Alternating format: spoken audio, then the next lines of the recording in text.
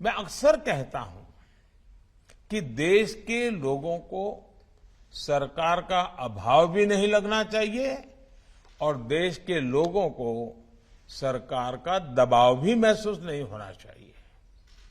सरकार का दबाव जिन भी बात से बनता है उसमें अनावश्यक कानूनों की भी बहुत बड़ी भूमिका रही है। बीते 8 वर्षों में भारत के नागरिकों से सरकार का दबाव हटाने पर हमारा विशेष जोर रहा है।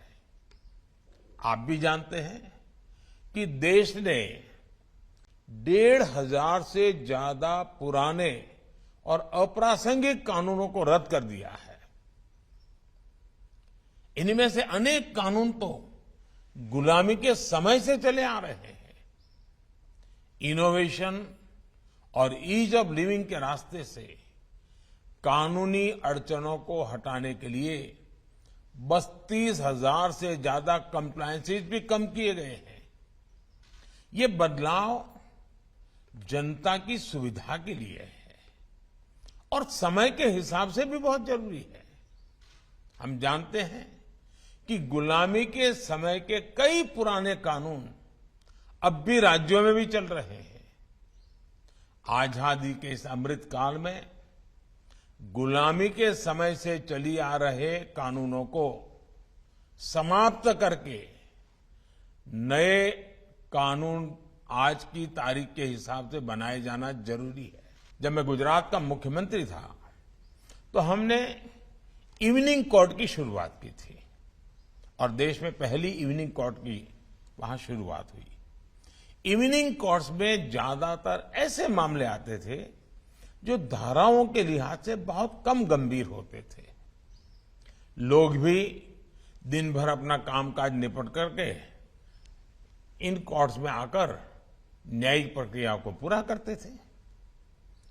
इससे उनका समय भी बचता था और मामले की सुनवाई भी तेजी से होती थी।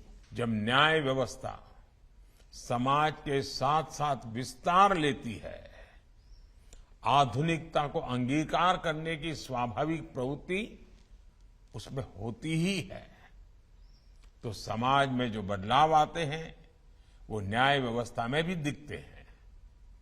टेक्नोलॉजी किस तरह से आज न्याय व्यवस्था का भी अभिन्न अंग बन गई है, इसे हमने कोरोना काल में भी देखा है।